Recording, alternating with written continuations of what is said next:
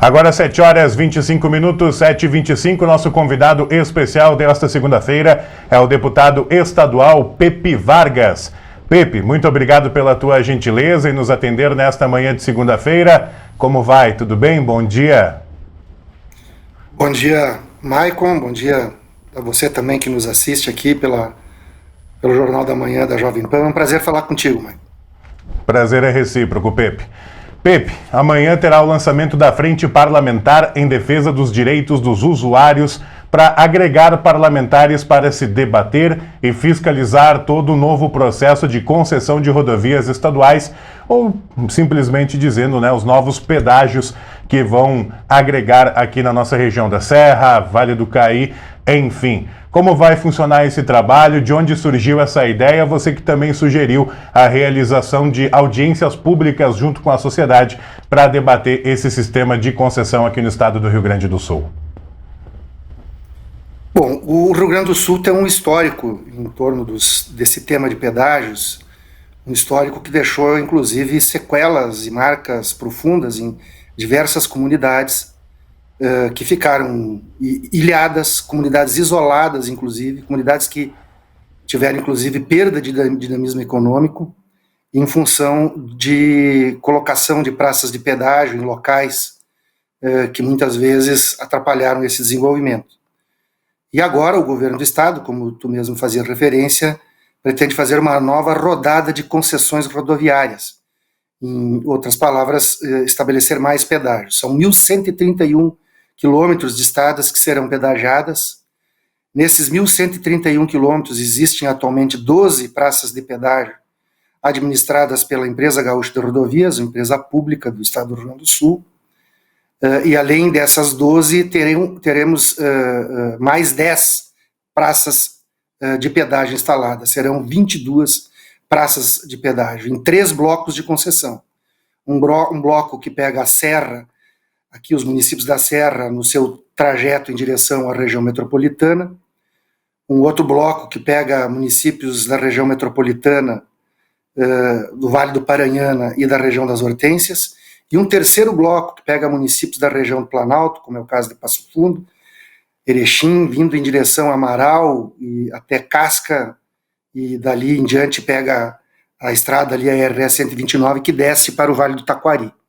Então são muitos municípios que ficarão com praças de pedágio. Nós estamos propondo, e já temos, e será instalada nessa terça de manhã, a frente parlamentar para fiscalizar esse processo e garantir os direitos dos usuários, uma vez que, infelizmente, a Assembleia Legislativa, no passado, em 2016, autorizou um processo de concessão que foi um verdadeiro cheque em branco, não se sabia o que o governo ia fazer, mas, infelizmente, não por unanimidade, mas por maioria, a Assembleia Legislativa aprovou um processo totalmente em aberto, sem nenhuma garantia do que realmente ocorreria, e agora, inclusive, em 2021, contra o nosso voto, alterou esta lei, autorizando, inclusive, que possa o Estado cobrar valor de outorga das concessionárias, o que, inclusive, aumentará ainda mais a tarifa. Então, nós estamos instalando essa frente parlamentar com o objetivo de defender os direitos dos usuários. Pepe, sabedor de que o Estado não tem condições, ou pelo menos se diz que não tem condições de manter as estradas em dias. Vamos citar um exemplo que você conhece muito bem, que é a RS 122 entre Caxias e Farroupilha, temos a 453 de Farroupilha a Bento Gonçalves e até mesmo a própria Rota do Sol. Vivem esburacadas, mal e mal uma pá de asfalto para tapar um buraco que aparece e nunca se tem uma solução.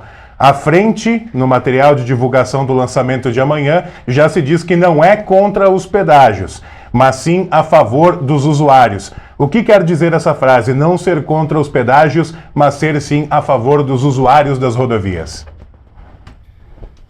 A minha posição pessoal sobre isso, Maicon, é o seguinte: eu não sou contra pedágio por uma questão de princípio, depende do modelo do pedágio, né? Aquele modelo instalado na gestão do governador Antônio Brito, eu era deputado estadual, inclusive, à época, eu votei contra porque nós não sabíamos, era um cheque em branco, como foi agora de novo, né? E o modelo se revelou um péssimo modelo, cobrava pedágios caríssimos e pouca responsabilidade das concessionárias. Tanto que a população se voltou contra esse modelo. E ao fim de 15 anos, que era o prazo de concessão, as estradas foram devolvidas ao Estado em condições sofríveis, tanto que estão aí do jeito que estão atualmente. Eu percorri, mas com todos os trechos, porque alguns trechos a gente percorre com mais frequência, outros a gente percorre com menos frequência. Eu percorri desde o anúncio todos os trechos. Eu quero te dizer o seguinte e dizer a quem nos assiste e nos ouve. O trecho aqui da Serra, as estradas da Serra, são as piores que tem em todo o trecho.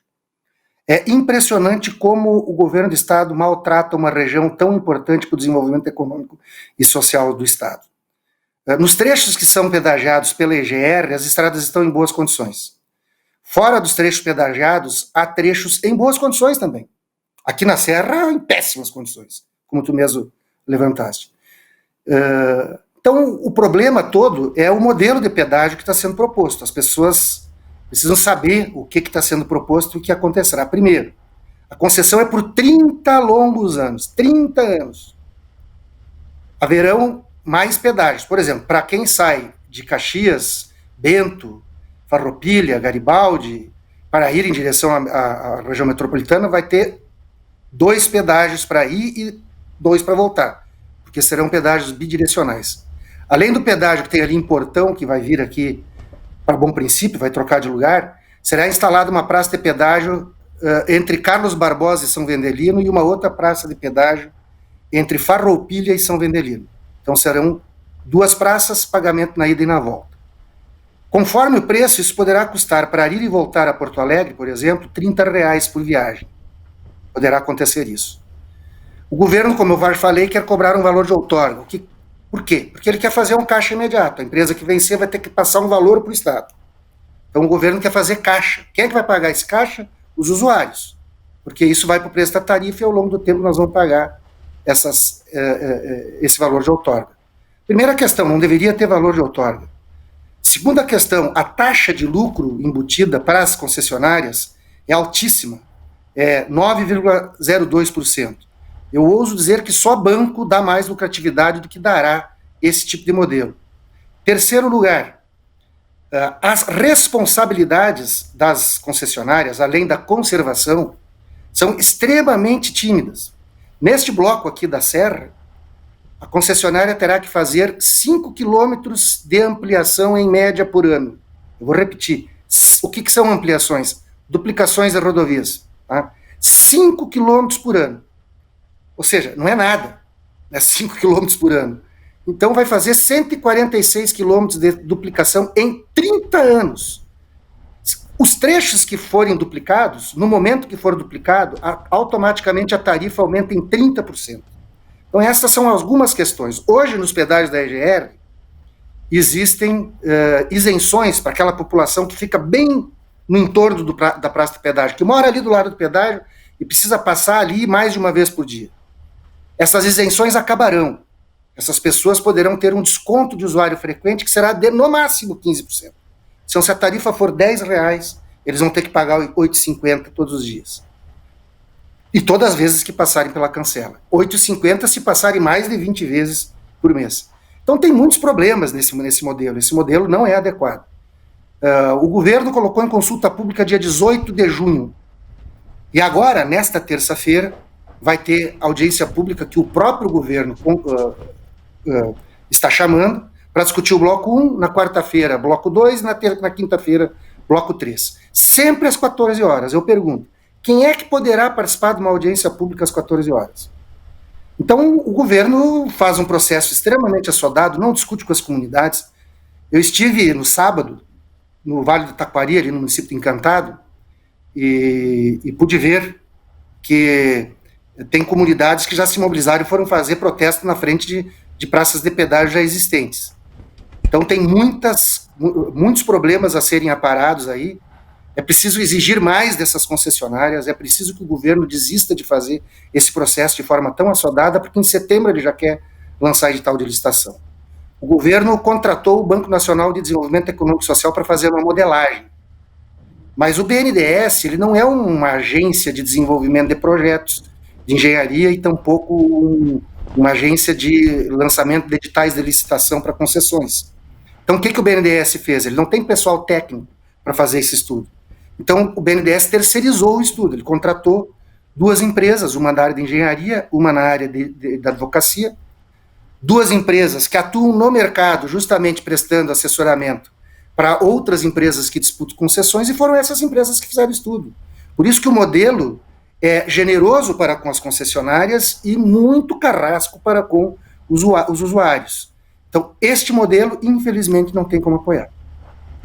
Pepe, como você avalia, até esse momento, já para a gente finalizar, a mobilização de alguns prefeitos, favoráveis e contrários? Eu cito um exemplo de um contrário, que recentemente organizou uma carreata aqui na Serra Gaúcha, que foi o prefeito de Farroupilha, Fabiano Feltrin, que não quer mais uma praça de pedágio no município, o qual ele hoje governa, que é Farroupilha, que muito já, abre aspas, sofreu com o pedágio aqui entre os 2 municípios, né, os 2 polos, Caxias do Sul e Farroupilha. Como que o senhor avalia a mobilização dos prefeitos em um aspecto mais geral até esse momento com esse projeto das concessões?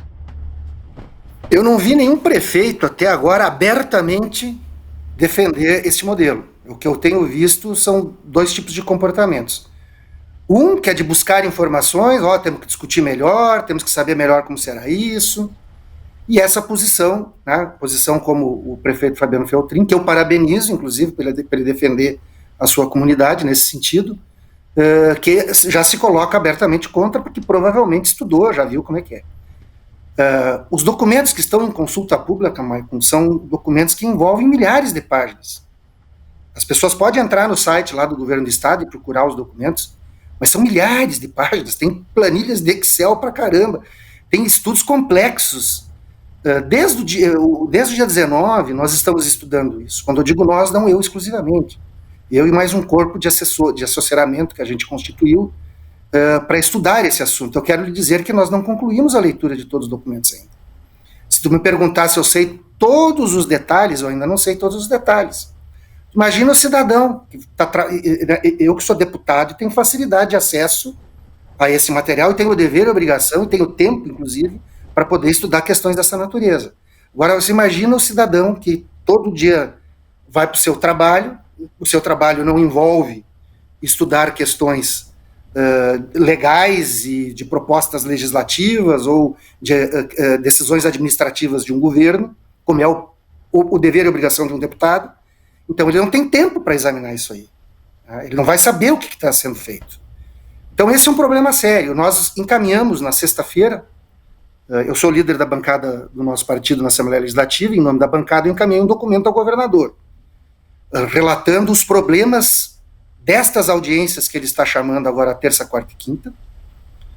O prazo é... Bom, se alguém quiser participar, tem que se inscrever de uma forma muito burocrática pela internet. Se alguém quiser mandar um documento, tem que mandar por e-mail uma pergunta. Se alguém quer falar lá na hora, vai ser extremamente difícil de se inscrever, mas é possível se inscrever, mas terá 2 minutos para falar.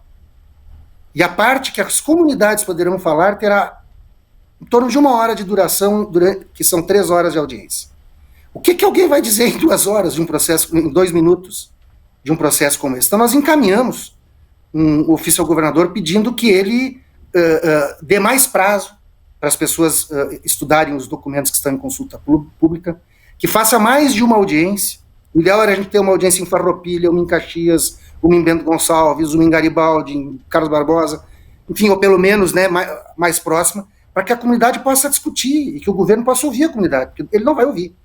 Me parece que essas audiências são simplesmente para dizer que fizeram audiência, depois fazer uma propaganda que a população foi ouvida, quando na realidade as pessoas não vão poder participar. Então, nós temos muitas preocupações, seguiremos fiscalizando esse processo e tentando, na medida do possível, passar informações para a sociedade. Nesse sentido, Maicon, eu agradeço a oportunidade que a Jovem Pan está nos dando aqui de poder passar algumas informações. Eu vou dar uma outra informação. Aquele desconto de usuário frequente está previsto no estudo econômico-financeiro. Eles imaginaram lá que vai ter X carros ao mês lá que vão ter o desconto do usuário frequente. Bom, mas se for maior do que eles fizeram no estudo, a concessionária vai poder pedir um aumento da tarifa, e todo mundo vai pagar a tarifa mais cara.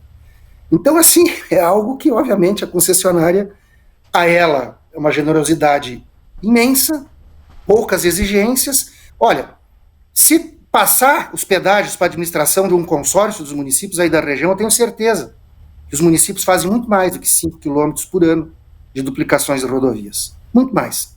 Né? Então, esse processo, infelizmente, é todo errado.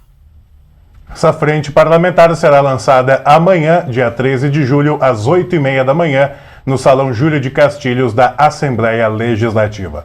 Deputado estadual Pepe Vargas, mais uma vez, muito obrigado pela tua gentileza conosco. Um excelente trabalho e uma excelente semana para o senhor. Obrigado, um bom dia, uma boa semana para todos e todas.